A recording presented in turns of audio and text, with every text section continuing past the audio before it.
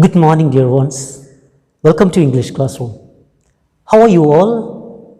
Hope all are doing well. Okay, in this video, we are going to begin our second unit, Words and Deeds. And from this chapter, we'll be learning the chapter And Then Gandhi Came by Jawaharlal Nehru. Before getting into the chapter, let's see about the title, Words and Deeds. You all know what does the word means, right? The spoken words, the things that you have spoken, that's called words. And what about deeds? Deeds are the actions done by ourselves, the activities. Actually, in our case, in the case of the people, the words spoken and the actions, deeds done are important, aren't they? Of course, they are, because all the words and the actions that we provide, that we put in, are the things on which we are evaluated. Because sometimes there will be some influences for your words and deeds on others, right?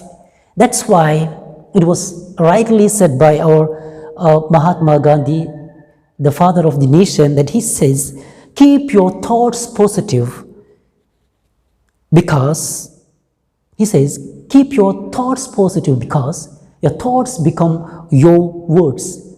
And keep your words positive because your words become your attitude. Right? Your words become your behavior.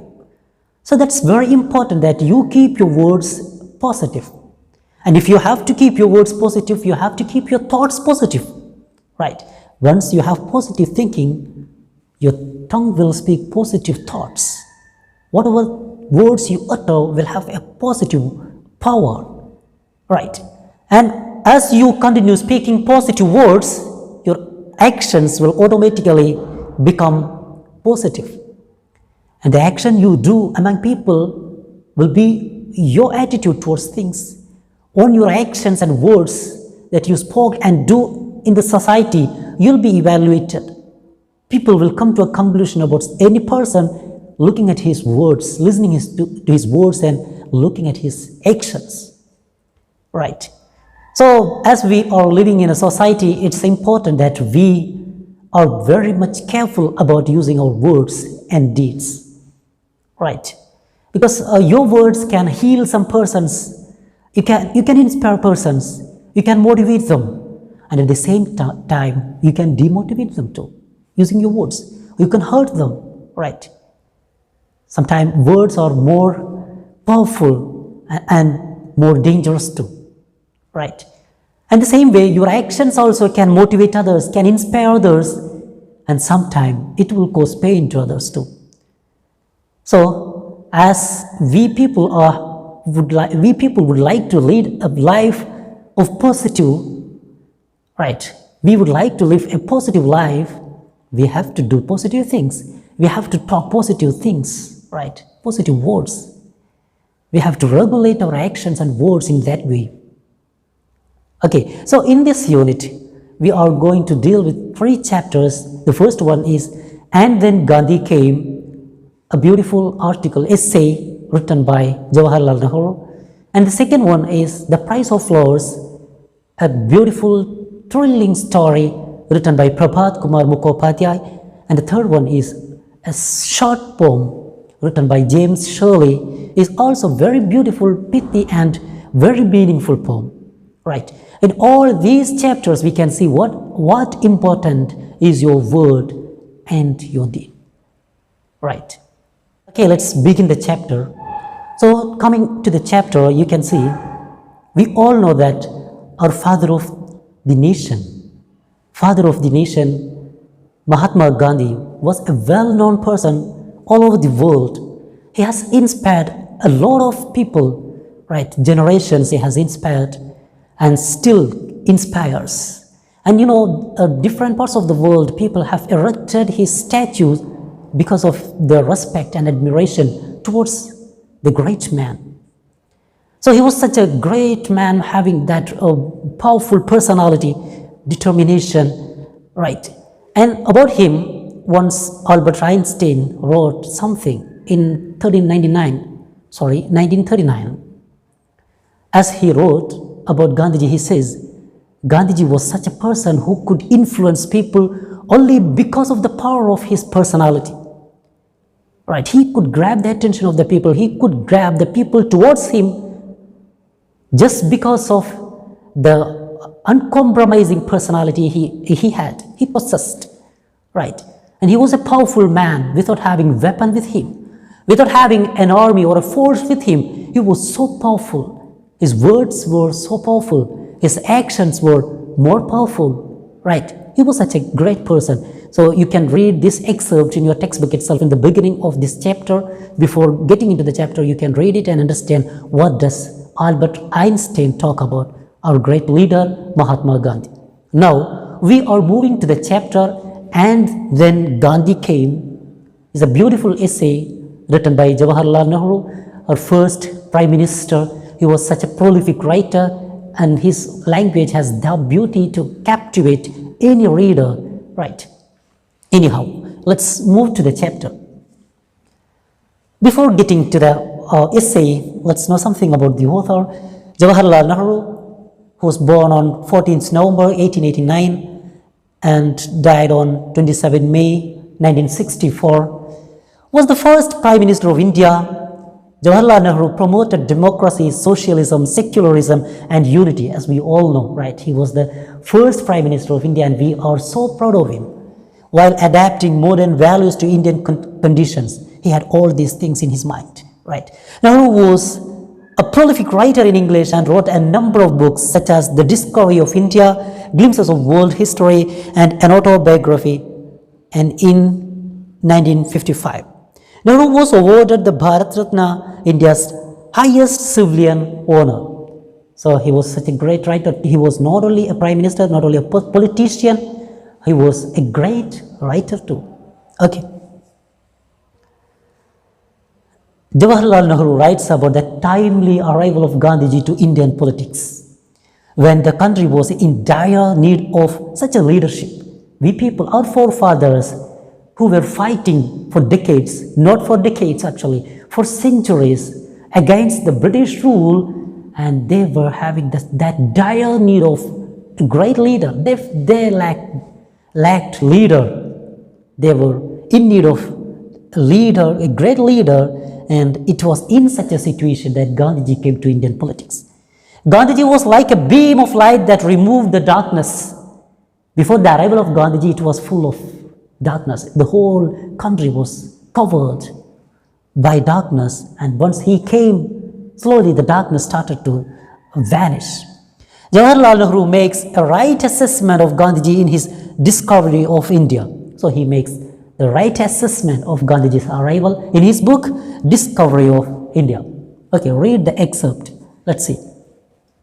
And when Gandhi came, World War I ended at last, and the peace, instead of bringing us relief and progress, brought us repressive legislation and martial law in the Punjab. He's talking about the situation just after the World War I. You know, our forefathers who were fighting for their freedom for centuries were offered freedom after World War I. They said, the British said, Indian people, you people have to help us in our wars, and after the World War I, we will be granting you your freedom. And our forefathers who were so bold and powerful, they took part in the war representing Britain. But what happened after World War I? They didn't keep their words. The British, they kept on changing their words again and again. And instead of giving us peace and relief, they imposed martial law in India. Martial law, right? Military law, you know. We all know the incident of Jallianwala Bagh, right, which took place in 1919. It was as a part of martial law imposed on Indians, and so many people they were gathered there in the Jallianwala Bagh, where General O'Dwyer came and opened fire, and people were trapped there. There was not a way by which they can escape. They all were trapped there, and so many were killed, right? So it was the martial law that was imposed. Then brought us repressive legislation and martial law in Punjab. Right? They gave us repressive and suppressing laws. Right? It didn't give any kind of relief. A bitter sense of humiliation and passionate anger filled our people. Then what happened? It was some kind of humiliation. The people who were working together with British started to feel some kind of humiliation that we have been working with British, expecting that we will be granted our freedom in the end. But what happened? Still, even now we have not been given the freedom and we are being exploited on its name. Right? Then they started to feel some kind of anger in their mind. We had become a derelict nation. India had become a derelict nation. No one was there to take care of. Derelict nation means a nation of which nobody is there to take care of.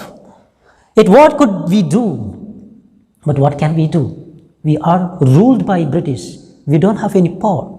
What could we do? How to change this vicious process? Vicious means this bad process. How can we change this? We seem to be helpless in the grip of some all-powerful monster. We the Indians seem to be in the grip of some all-powerful monster. Right? We are helpless and we look like in the arms of some powerful monster that are going to crumble us into dust. Right? Some all-powerful monster. Our limbs were paralyzed and our minds deadened. Right? So what is the all-powerful monster? It is not the British, as we may think. The most powerful monster was the hopelessness. Hopelessness means we lost our hope in getting freedom, because after hundreds of years fighting against British in the expectation of getting freedom, all the time we were defeated and we were not given freedom. So slowly some kind of hopelessness, we started to lose our hope. But it is a dangerous thing to happen. If you lose your hope, it would be very difficult for you to come back. So Indians were crumpled in the hands of that monster of hopelessness and helplessness, right? And our minds deadened. There is no hope left in our mind. So it looked like just dead. So here we can see how does Jawaharlal Nehru explains the situation that existed at the time of the arrival of Gandhiji. We people were hopeless and helpless. Not only that, large number of people cut off from the land and incapable of any kind of manual or technical work joined the swelling army of the unemployed. And so many people who were away from their land serving the British, they were away from their place. So many were there along with Britain in their army, and so many were wounded in their fight. And a large number of people cut off from the land and incapable of any kind of manual or technical work joined the swelling army of unemployed. So the rate of unemployment was swelling. It was growing bigger and bigger. Means so many people in India were unemployed. They didn't have job. It was the condition. And helpless, hopeless sank ever deeper into the morass. And these people, they were helpless and hopeless, and they were sinking to the morass. Morass means some difficult situation. Actually, the word meaning is some place where the mud is there, where if you will be plunging towards down, right? You can't escape. Here it means some difficult situation, right? So they sank ever deeper and deeper into the morass. Means they were becoming more, and the life was becoming more and more difficult for them. They did not know where to look, for neither the old nor the new offered them any hope. They didn't know where to look, because if they had some better past, they can look at their past and they can feel happy, they can get relieved. But their past was also worse, and they expected, they dearly hoped that their future or their present will be happier. But the present is also the same. There is no more change.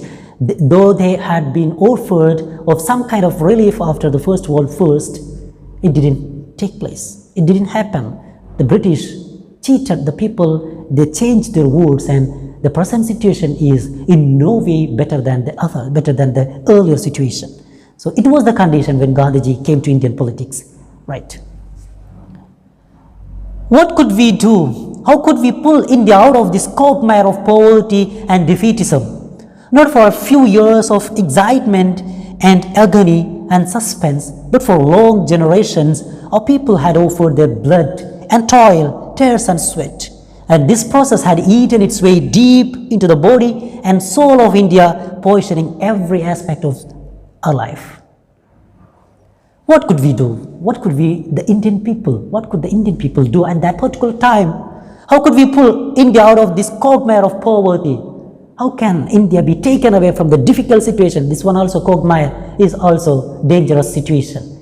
Quagmire also having the same meaning, difficult situation. So India was in that difficult situation that along with poverty, unemployment, helplessness, hopelessness, and so many other social evils. So what could we do to pull India out of this quagmire and poverty and defeatism? Defeatism means the thought, the pessimism that has been overpowered, that had overpowered the hearts of the minds of people. They started to feel that whatever we do, we are not going to win.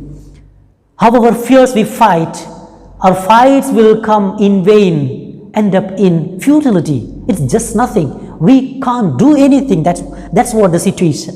Not for a few years of excitement and agony and suspense. It was not for a few years that our forefathers were fighting. It was for centuries, as we know. 2 centuries, a couple of centuries, India was under the under the custody of British, right? British was ruling, and for a long period of time, Indians offered their blood and toil. They offered their life, and so many lives were offered, sacrificed, right? Tears and sweat. They worked so hard, they fought so hard, they shed tears, but all those things were in vain. And this process had eaten its way deep into the body and soul of India, poisoning every aspect of our life. But this incident, the incident that Indians kept fighting, working so hard to get their freedom, but whatever they do, the end result was disappointment. And this process made them hopeless. It had eaten its way deep into the body and soul of India, right? So it defeated India. It made India disappointed, right? The Indians were fatigued, weakened physically and mentally, poisoning every aspect of their life. So it was some kind of poison that this helplessness, this hopelessness was some kind of poison that will kill the excitement, that will kill the power, the wrath of Indian people, the determination of Indian people. So it was a kind of poison. And then Gandhi came, and it was the situation that existed in India, and it was in this particular situation that Gandhiji came. And then Gandhi came. He was like a powerful current of fresh air. Gandhiji's arrival was just like the powerful current of fresh air that made us stretch ourselves and take deep breaths. So far we were suffocated. We couldn't get pure air to breathe. And if a person who was suffocated and finally he was given pure air to breathe, how relieved will he feel? The same was our situation. So was the situation of the Indian people, right? We started to feel some kind of relief, and we felt like stretching ourselves, right? Fresh air that made stretch ourselves and take deep breaths.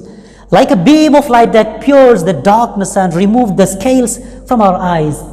And his arrival was just like a beam of light, that when a beam of light comes to a dark room, what happens? The whole darkness will be removed, replaced with light. And the same happened with us. As Gandhiji came, the whole darkness, the whole cover that was covering our eyes from the sight of reality was removed. That was, he says, the darkness removed the scales from our eyes. Actually, we were having some kind of some kind of covering was there upon our eyes, which made us blind to the reality. Actually, there was no cover, but it was, in a sense, it was a cover that we couldn't see the reality, right? But as Gandhiji came and he instructed people, he enlightened them, he made them aware of so many things of which they were unaware. Okay, so he removed the scales from our eyes, like a whirlwind that upset many things. Gandhiji upset many things. He made many things upside down, just like a whirlwind. What happens if a place caught by whirlwind? The whole things in that area will be uprooted, made upside down. The same way, he upset the things that we were having before his arrival. British had some set of rules which were imposed on Indians, and we people were following it. But as Gandhiji came, he made a great change. He made things upside down. But most of all the working of people's minds, right? He changed the mindset of people too, the working class people. He did not descend from the top. He seemed to emerge from the millions of India speaking their language. And he is not a son of God. He was not descended from God. He was not a messenger from God. He seemed just like one among ourselves, one among the millions of Indians speaking our own language. He was just an Indian, just like any other man, speaking their language, but he could make the change. Get off the backs of these peasants and workers, he told us. Gandhiji firstly asked the people to make the peasants free of all the burdens that they were imposed. They were burdened. The peasants, they had to undertake a lot of jobs, and Gandhiji advocated for their freedom at first. Get off the backs of these peasants, right? Remove the burdens from these peasants and workers. He told us all of you who live by their exploitation, get rid of the system that produces this poverty and misery. All of you people who were exploiting this poor class of society, change the system. We can't exploit these people. We don't have to exploit them. We have to make it change. Stop exploiting them. And this exploitation makes poverty and misery, and we don't have to exploit. Political freedom took a new shape then and acquired a new content. Political freedom, actually there was no, political freedom was not there before his arrival. And even after his arrival, the freedom was not given, but he took. But he took decision. He deliberately claimed the freedom that he thought, I can do this. Who is there to question me? I should do this for my country. And political freedom took a new shape, unlike the situation before. Much that he said we only partially accepted, sometimes did not accept at all, but all this was secondary. So many things were preached, so many things were taught by Gandhiji, but most of them were not accepted by the people. It's not possible that within a day or two you can make a change in the people. It's absolutely impossible, but you can make change gradually, step by step. The same thing took place here in India also, right? People only partially accepted, and some people didn't accept anything, but the essence of, but all this was secondary. All those things that Gandhiji taught were secondary things. Stop exploiting, and the new way of politics, new form of politics. All these things were secondary. What was the primary thing? The essence of his teaching was fearlessness and truth. The first and foremost thing, the essence of Gandhiji's teaching was fearlessness and truth. Fearlessness and truth. These were the essence. These were the first thing he taught the people. And action allied to this. Fearlessness, truth, and actions allied to this. Action connected to these things. Truthfulness and fearlessness. Always keeping the welfare of the masses in view. Gandhiji had the welfare of the people in his mind. Always, whatever he does, he will think in what way this action will possibly help the people to come up forward, to improve their life standard. The greatest gift for an individual or a nation, so we had been told in our ancient books, was abhaya. Abhaya. Right. Not merely bodily courage, but the absence of fear from the mind. Gandhiji taught us in our ancient books, ancient scriptures, we can see we are instructed to be fearless. It is the quality that we are taught right from our precious books. right? The greatest gift for any individual or a nation. So we had been told in our ancient books, that's what our ancient books tells us. What is the greatest thing, greatest gift of a person is abhaya, fearlessness. And not merely bodily courage. Abhaya means it's not just bodily courage. There should not be a peace, a slight amount, a very little amount of fear in heart, right? But the absence of fear from the heart, from the mind. There should not be a little fearfulness. There should not be a bit of fear in mind. That's what we were taught. Dominant impulse in India under British rule was that of fear, pervasive, oppressing, strangling fear. Fear of the army, the police, the widespread secret service, fear of the official class, fear of laws meant to suppress and of prison, fear of the landlords, the agents, fear of the money lender, fear of unemployment and starvation.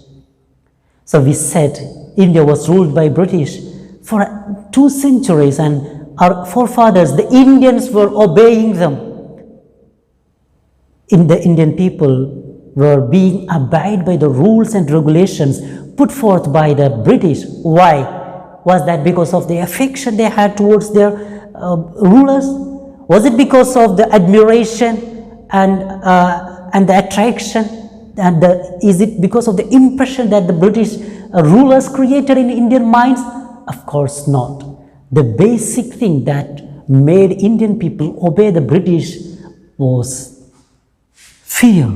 The dominant impulse in India under British rule was that of fear.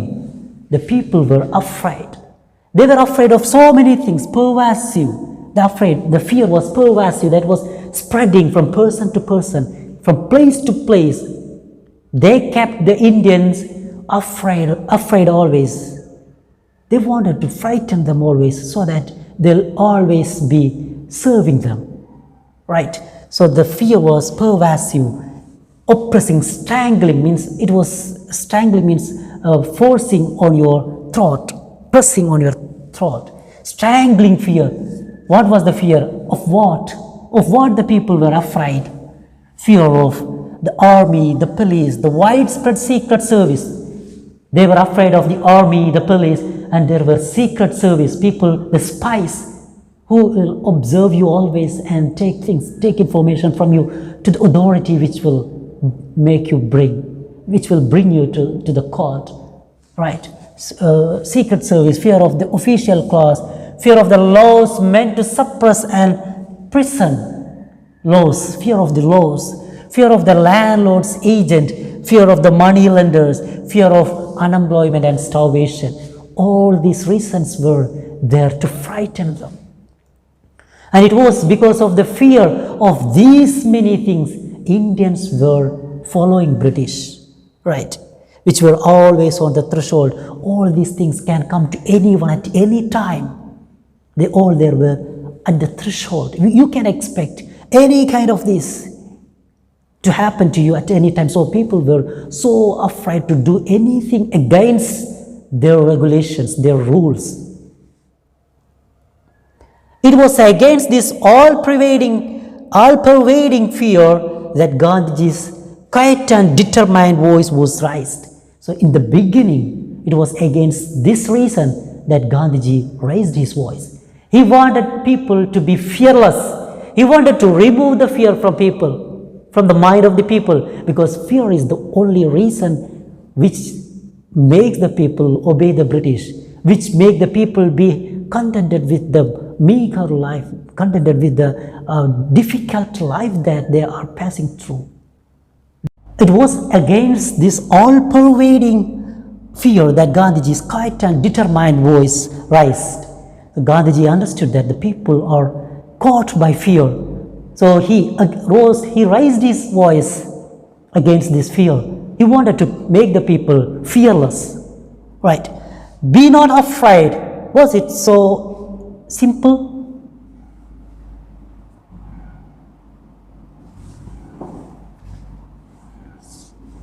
Be not afraid. Was it so simple as all that? Not quite. Gandhiji asked people, don't be afraid of things. be courageous, be bold, face anything boldly. But it was not that easy for people who have been afraid of things so far. And yet fear builds its phantoms, which are more fearsome than reality itself. And you know, the phantoms, the images of the fight, the images of the fear that was created in Indian mind, the mind of Indian people, was more fearsome than the reality. The reality itself. And reality, when calmly analyzed and its consequences willingly accepted, loses much of its terror. Actually, Indian people were afraid of all these things as we mentioned before. And actually, the punishment was not that fearsome. The punishment was not that painful. But the thought of the punishment, the fearful image of the punishment that was created in the mind of Indian people was more fearsome. The thought was just fearsome, but in reality, the punishment was not that painful, right? The fear builds its phantoms. Phantoms means the vision, the image, which are more fearsome. The image is more fearsome than the reality itself. In reality, the punishment can be accepted by anyone. It's not that painful. It is painful anyway, it's punishment, right? But it's not as painful and as devastating as expected, right? But the thought of the punishment was more fearsome actually, right? Then, and reality, when calmly analyzed and consequences willingly accepted, loses much of its terror. After the arrival of Gandhiji asked people to break the laws. People broke the laws and they were caught, they were punished. And as they were punished, then only they came to know that, oh, it is just this. We expected more. We were thinking that this punishment is going to be more terrible, right? But it is not as much as we expected. So slowly, as the people got punished, they came to know what will be the punishment. Then they started to lose much of its terror. The punishment started to lose its terror, right? So suddenly, as it were, that black pall of fear was lifted from the people's shoulders. Suddenly, the black pall, the black cover of fear that was covering our eyes was lifted from our shoulders. All the people, as they were afraid of so many things, they were not seeing so many things which they have to. They couldn't think that they were the rightful people of the land. This land belonged to them, but they didn't have that vision with them because they were afraid of so many other things. The British kept them afraid, right? But as Gandhiji came and he could remove the palls, remove the covering. Pall means something that covers. Okay, pall of fear was lifted from the people's shoulder, not wholly of course, but to an amazing degree. Gandhiji could not make all the people courageous within a few days. He was making this change step by step. So he couldn't make all the people so much courageous within a few days, but to an amazing degree he could make change. As fear is close companion to falsehood, truth follows fearlessness. Gandhiji says, fear is the close companion of falsehood. If there is fear in your mind, there should be some falsehood behind it, some false thing, some things that you were not expected to do. You have done something you were not expected to do, right? So fear is the close companion of falsehood. And the same way, truth follows fearlessness. So if you have to be fearless, you have to be truthful. Then only you can be fearless. If there is some kind of falsehood in you, you will never be able to fearless. You will be always afraid of things because you have committed something wrong or some falsehood is there in your mind. But at the same time, if you believe that you are truthful, you have done nothing but truth, you won't be afraid of anything. You don't have to be afraid of things, right? So that's what Gandhiji says. Truth follows fearlessness. So if you want to be fearless, be truthful. That's what Gandhiji's point, right? The Indian people did not become much more truthful than they were, nor did they change their essential nature overnight. But Indians, they were not changed to fearless within a few days. But if Gandhiji could make a change, though it was not so quick.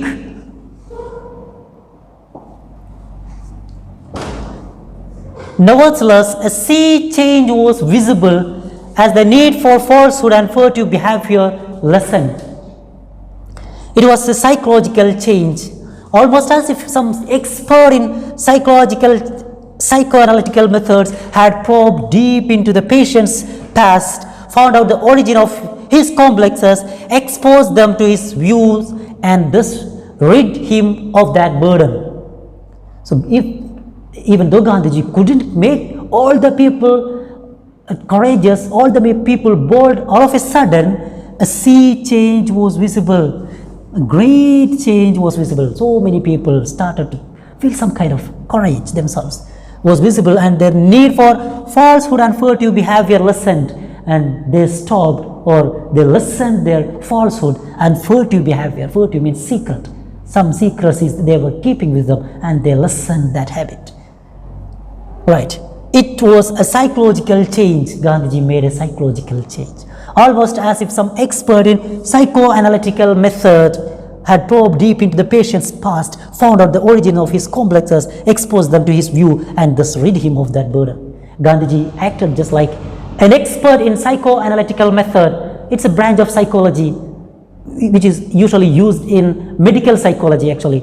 So in this branch, a person's instead of treating the person's disease, the reason for this disease is treated. The cause, they will look deep into the patient and will find out what is the reason for this disease, and they will treat the reason, by doing which automatically the patient will be cured. Right. The same way Gandhiji looked at the people, and he saw the people were all of them were afraid of so many things. He came to know they were afraid. So he probed deep into their past, and he came to know that there was some kind of falsehood with the people. He cured that disease. He treated that attitude of the people. He asked people to be truthful. Don't follow falsehood, he asked. So slowly the people started to follow truthfulness in their life. Gradually they became fearless. So it was just like an act of a psychologist. Right. There was the psychological reaction also, feeling of shame at our long submission to an alien rule that had degraded and humiliated us. And there was some other psychological thought in the people. Gandhiji told the people, we are the rightful people of this land. This country, in reality, this country belongs to us. We are the owners of this land, and we don't have to obey the British. We don't have to enslave them. Right. So a kind of a shame at long submission or to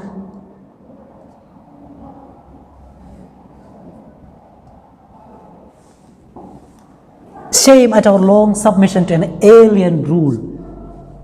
We were submitting for centuries. We lived submissive. We lived just like that of a slave for last 2 centuries, even after becoming the rightful owner. We are the rightful owners of the land, and still we live just like a slave, but it is no longer good. We don't have to do that. It degraded us and humiliated us. To submit to foreigners humiliated and degraded us, and we have no more to do the same thing. And a desire, Gandhiji could create a kind of desire in the mind of people. What kind of desire? To submit no longer. And hereafter we will never submit to a foreign ruler, foreign country. We don't have to. We are the owners. We are the rightful people of this land, and hereafter we will never submit. Gandhiji could create that passion, that desire in the heart of the people. Whatever the consequences might be, they are not thinking about the consequences. Whatever comes of it, they are ready to face it. We did not grow much more truthful. The people, they didn't grow much more truthful than before we had been previously, but Gandhi was always there as a symbol of uncompromising truth to pull us up and shame us into truth. People did not change truthful all of a sudden, but whatever the result was, Gandhiji showed them that he is the first one to follow his preaching. I am a truthful man. I believe, I do whatever I believe. I do only truthful things. I believe, I speak only truthful things. So Gandhiji remained as uncompromising truth, symbol of uncompromising truth. And shame us into truth. So as we see Gandhiji asking people to be truthful and he lives the light of a truthful person, automatically the persons started to feel it's bad that to lead a life of falsehood. We see Gandhiji leading the light of a life of a right truthful person, seeing him leading this life. How can we people be like this? We have to make a change. So Gandhiji he shaped us into truth, means we felt shame of becoming what we were before, so we ourselves changed. And Nehru asks, what is truth? I don't know for certain, and perhaps our truths are relative and absolute truth is beyond us. He says, what is truth? And truth is a relative thing. He says, he does not know what is truth in reality, but our truth may be relative things, means something which is true to me may not be true to others. Something which he feels to be truth may not be truth to someone else. It's relative things. And absolute truth is beyond us. Different person may and do take different views on truth. People will have different thoughts about truth. What is truth? It may be different from person to person, right? And each individual is powerfully influenced by his own background, training and impulses. And the person who decides what is truth will be based on, will be depending upon the situation he is passing through, like his background, his training and his impulses. Based on all these things, he decides this is the truth. And for the other person, it may be something else. But the absolute truth is beyond us. We do not know actually. But the truth for a person is based on his background, impulse, training, right? So also Gandhiji is also was having some idea about truthfulness, truth. But truth is, at least for an individual, what he himself feels and knows to be true, right? Truth is what we think to be true, what your inner heart, what your conscience says to you to be truth, that's truth. You can't argue with your inner heart, right? So what you think to be truth is truth, right? So for a person, what is truth? What his inner heart says to be truth. So for an individual, at least for an individual, what he himself feels and knows to be true. What I feel to be true is true for me, right? So what my inner heart says, I should follow it. I can't do against it. If I do not follow the truth. And if I follow what my inner heart asks me, then I do the truthful things, right? That's the point of Jawaharlal Nehru here, right? So, but truth is, at least for an individual, what he himself feels and knows to be true. According to this definition, I do not know of any person who holds to the truth as Gandhi does. According to this definition, if truth is what one feels, what one thinks to be truth, or what one knows to be truth, and according to this definition, I do not know any person who follows truth as strictly as Gandhiji follows. Gandhiji follows truth, right? He thinks what he feels to be truth and he follows what his inner mind asks him to do. So he's the first person to follow truth. I do not know any other person who follows truth as strictly as Gandhiji does. That is a dangerous quality in a politician, but following truth is a dangerous quality in a politician. If a politician follows truthful ways, it must be very dangerous things for others, not for him.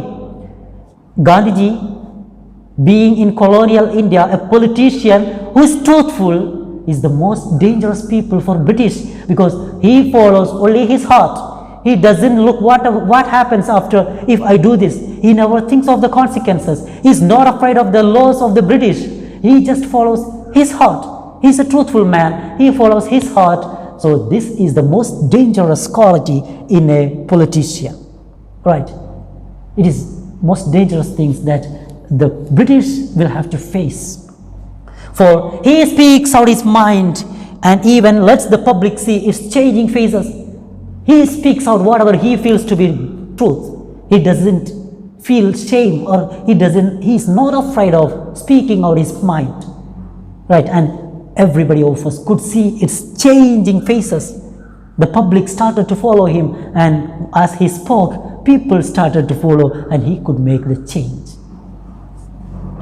Gandhiji influenced millions of people in India in varying degrees. Gandhiji influenced people, millions of people, but in varying degrees. Means some changed the whole texture of lives. Some people changed completely. Changed whole texture, means whole method of their lives.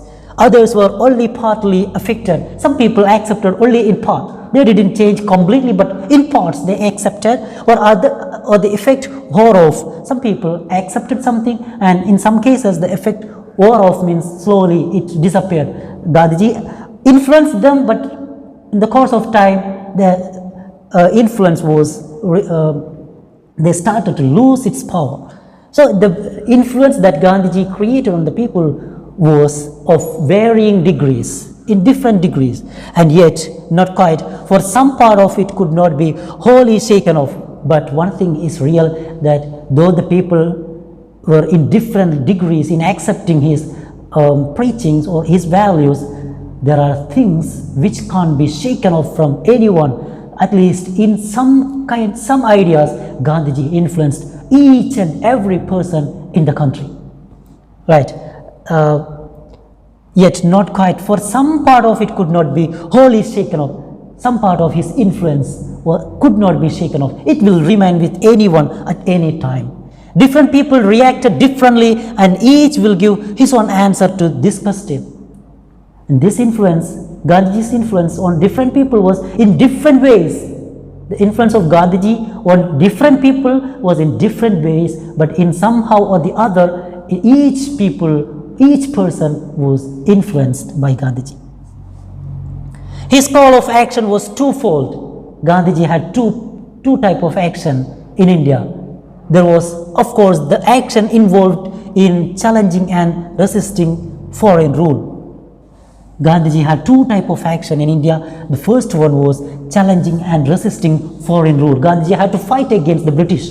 It was one of his mission. Not only against British, there was also the action which let us fight against our own social evils. In India, there were a number of social evils existing at that time, and Gandhiji had to fight against these social evils too. So Gandhiji had twofold action plans. The one is against challenging and resisting the foreign rule, and at the same time fighting against the social evils existed in India. What are the social evils existed? Poverty, unemployment, gender inequality, untouchability, and so many other social evils existed, and Gandhiji had to fight against all these social evils.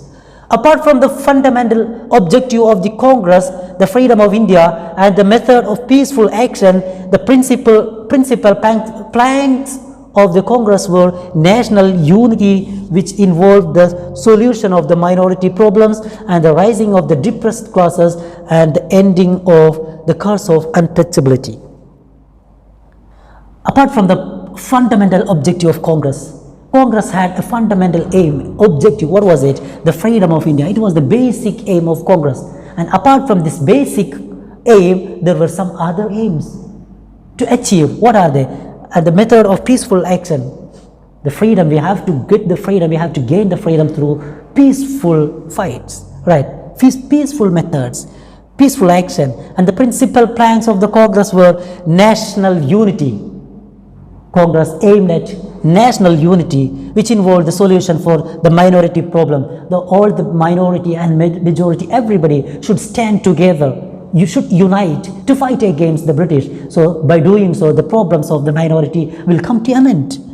And the rising of the depressed classes and the ending of the curse of the untouchability. Depressed classes were the marginalized people, and their life standard should be risen, should be lifted. Right, and the curse of untouchability should be removed. All these were the aim of Congress at that time.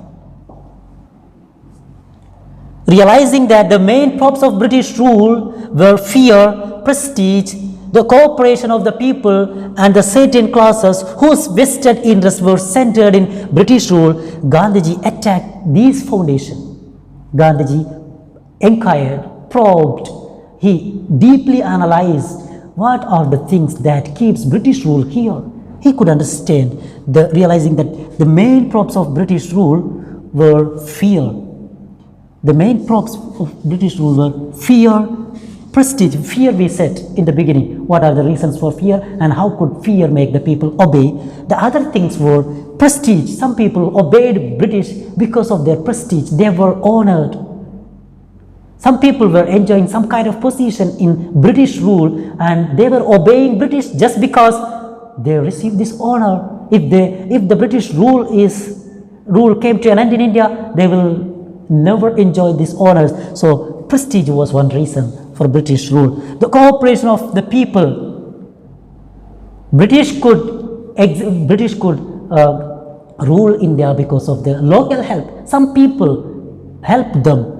They cooperated with them, and certain classes whose vested interest, and some people in India, they had some vested interest, their own personal interest, some kind of interest which will not, which is only based on their personal things, personal gains, whose vested interests were centered in British rule. So for all these people, they wanted British rule to exist. So what did Gandhiji do? Gandhiji attacked these foundations. Gandhiji knew these are the reason for the existence of British rule in India. So he attacked these foundations. Titles were to be given up and thought, though the title holders responded to this only in small measures, the popular respect for the British given titles disappeared. Gandhiji asked people to throw away the titles given by the British. British used to honor people just to keep them with themselves. They wanted their support and help. So British had given away some titles and Gandhiji asked people to throw away the title. Say, we don't need this title. We don't want the honor that you give. Gandhiji asked people to throw away the titles. Titles means just like Khan Bahadur and Khan Bahadur was there and some other titles. Gandhiji threw away the title he was given, just like the Kesare-Hind, and Rabindranath Tagore gave away his knighthood. He was honored by knighthood, with knighthood, and he threw away that title. So Gandhiji asked people to throw away the British given title. We don't need any honor from British, but the response was very little. Though the response was very little, people, the title holders responded only in small measure, the popular respect for the British given titles disappeared. Though the people were not ready to throw away the title that they received from British, the popularity, the respect for this title was lessened, disappeared. The respect for this title disappeared. It slowly came downwards. New standards and values were set up, and the pomp and splendor of the viceregal court and the princess suddenly appeared supremely ridiculous. So as Gandhiji came, new values and standards were set up. People were thinking these are standard life, these are the right values before his arrival, but all these things were changed after his arrival. He set up these things are values. These are the things we have to follow. This is the real standard of life we have to lead. So he changed all these changes. And the pomp and splendor of the viceregal court and the princess suddenly appeared supremely ridiculous. And so far the people were, the viceregal court and the rule of princess was existing. The people were undergoing the trial under viceregal court. This viceregal court was giving judgment, but this viceregal court's its pomp and splendor, its power, its beauty, its charm, pomp and splendor means the respect it received, the admiration it had among the people became supremely ridiculous. It became just a story. People will never respect viceregal court and they will never respect the rule of the princess hereafter. All these things had a sea change after Gandhiji's arrival. Rich men were not so anxious to flaunt their riches. Gandhiji asked people to lead simple life. So rich people also were not anxious to flaunt. Flaunt means to show off. Gandhiji taught people simplicity, humble life. Even rich people were not ready to show off. They also wore simple clothes. They were not anxious so anxious to flaunt their riches, outwardly at least. At least outwardly they led simple life. Many of them adopted simple ways and in their dress became almost indistinguishable from humbler folk. And even the rich people, they wore clothes just like poor people, and they were indistinguishable. It was not easy to identify who is rich, who is poor, looking at their clothes. And it was that visible change that Gandhiji could make. Even the rich people also started to dress like poor people. Many of them adopted similar ways and in their dress became almost indistinguishable from humbler folk. So at least outwardly they adopted the life of humble poor people. It was difficult to distinguish between rich men among the poor people. He sent us to the villages. Gandhiji sent people like me. Nehru says Gandhiji sent people like me to the villages and the countryside, hummed with the activity of innumerable messengers of the new gospel of action. So Gandhiji sent people like me to the villages where so many people like these were sent to the farmers to make them aware of the value of the freedom, right? To inform them that we have to get freedom. We are the rightful owner of this land. We are not supposed to be slaves of British. So we should stand together, fight together against British, and we have to gain the freedom. So for this purpose, Gandhiji sent so many people to the villages. So that's the messenger of new gospel of action, means new message. That's what the new message Gandhiji had to share with the peasants.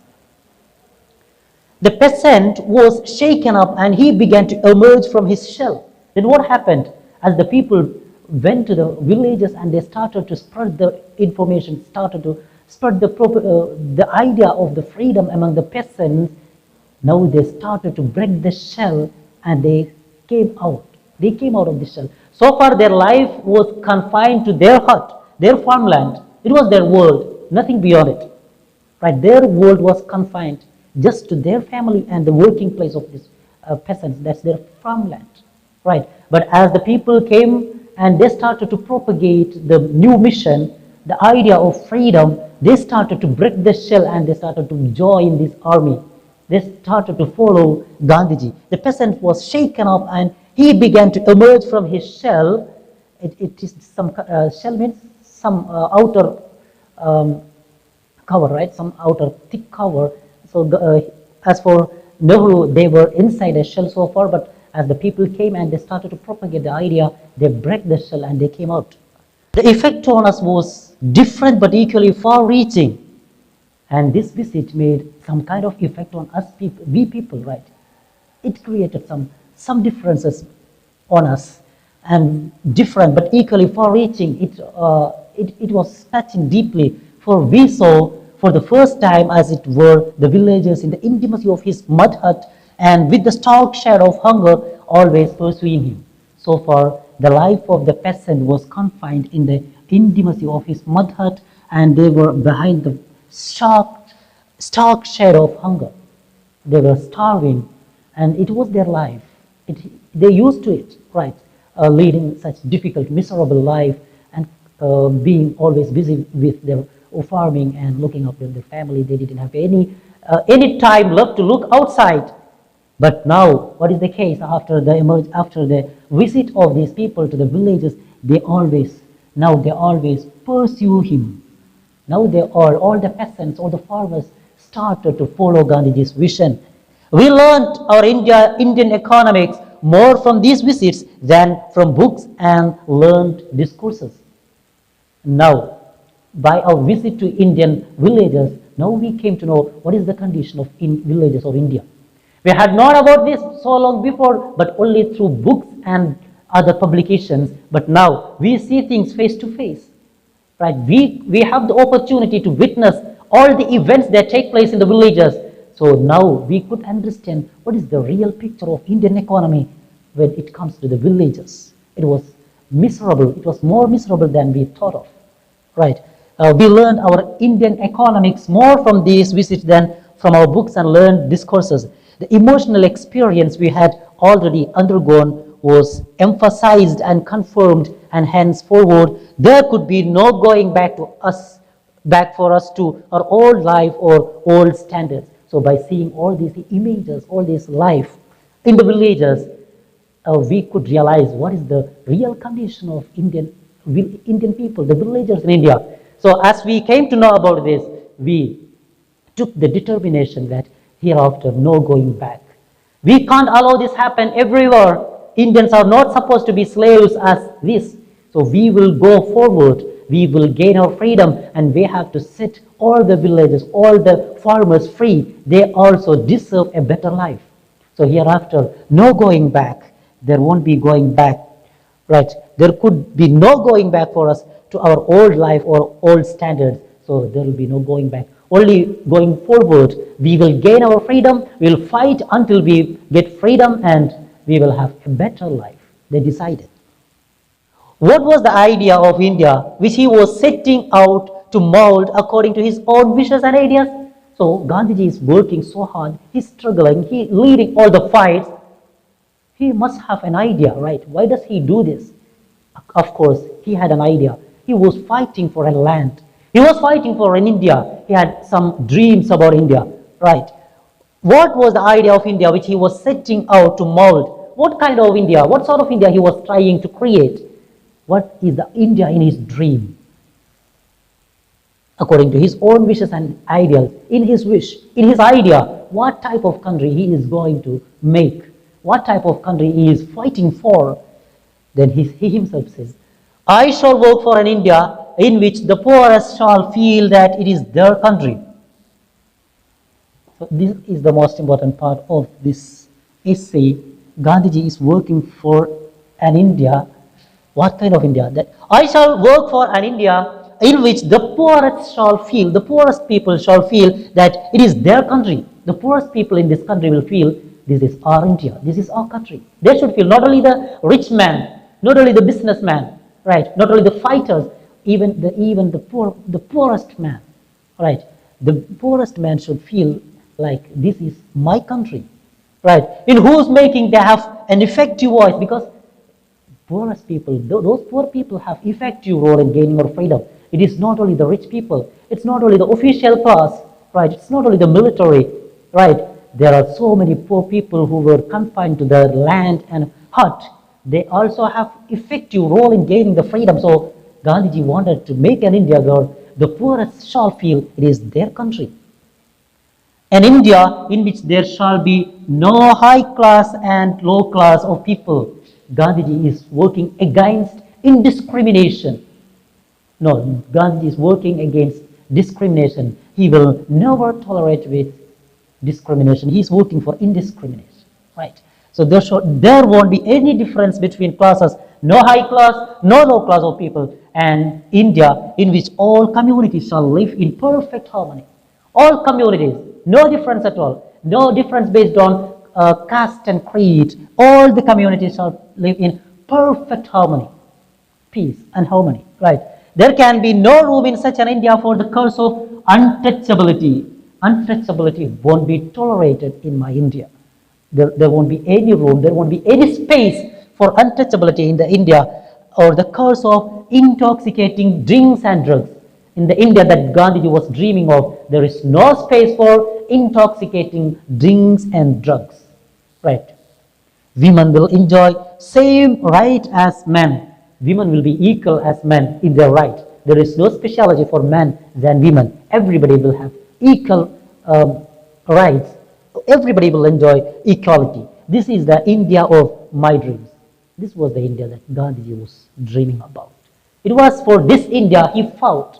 It was for this India he propagated the mission, the message among the people.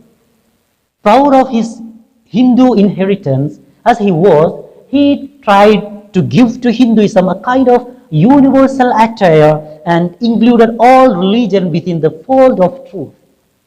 Gandhiji was a Hindu. He was a true Hindu actually. Proud of his Hindu inheritance, and he was so proud that he is an Hindu, right? He felt so proud that he belonged to Hinduism, Hindu inheritance as he was. He tried to give Hinduism a kind of universal attire. He gave Hinduism a universal appearance, right? Hinduism can accept all the people. In Hinduism can take all the culture to it. and it can host all the culture within it, right? So he gave Hinduism an universal attire. Universal attire means universal appearance. Everything will be accepted here, and included all religions within the fold of truth. And he believed all people who follow different varieties of beliefs also can be considered to be one among him, also can be accepted in Hinduism. He refused to narrow his cultural inheritance. Gandhiji didn't want to narrow his cultural inheritance. He wanted everybody. That's why it is said Hinduism is a culture. It's not just a religion, it is a culture. Anyone in India can be a part of it. Right. That's why it's said he refused to narrow his cultural inheritance. His cultural inheritance is not that narrow because it's wide, it's broader. Right. Anyone can be a part of this culture. Indian culture, he wrote, Gandhiji says, what is Indian culture? Indian culture, he wrote, is neither Hindu, Islamic, nor any other holy. Indian culture is not the culture of Hindu. It's not the culture of Muslim. It's not the culture of any other religion. Right? Then what is it? What is Indian culture then? It is a fusion of all. Indian culture means it's the fusion of all Hindu culture, Muslim culture, Sikh, Jain, Christian, all the culture. It's the fusion of all these cultures. Again he said, I want the culture of all lands to be blown about my house as freely as possible. And Gandhiji didn't want others' culture to exist in India. He didn't want the Western culture to grow profoundly in India. He didn't want it. He wanted all the cultures other than that of India to be blown about. It should be removed. It should be thrown away from India. We need only the culture of India. No other culture. We don't need any other culture in India. I want the culture of all lands to be blown about my house as freely as possible. All the other culture should be removed from my place. In India, we need only the culture of India. But I refuse to be blown off my feet by any, but I don't want to be blown off. My culture should exist here. All the other culture, the culture that belong to any other country, we don't have to keep it here. We don't want to flourish it here. But I need my culture to exist in India. That of Indian, the culture of Indian. But I refuse to be blown off my feet by any. I don't want any other to remove my culture. I refuse to live in other people's houses as an interloper, a beggar, or a slave. I don't want to live in other people's house. Just like an interloper means intruder, someone who gets in without permission. That's interloper, or intruder means someone who gets in without permission. I don't want to live in others' house. I don't want others' culture here, and I can't live with their culture because it's just like living in others' house without their permission. I want my culture to exist in India, and I don't want to be an interloper or a beggar or a slave. I don't want to be an interloper, a beggar, or a slave.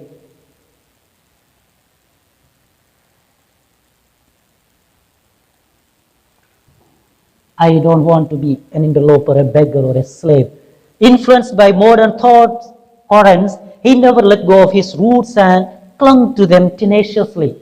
Though Gandhiji had so many innovative thoughts, he was greatly influenced by modern thoughts, still he was not ready to let go of his roots, held it tightly.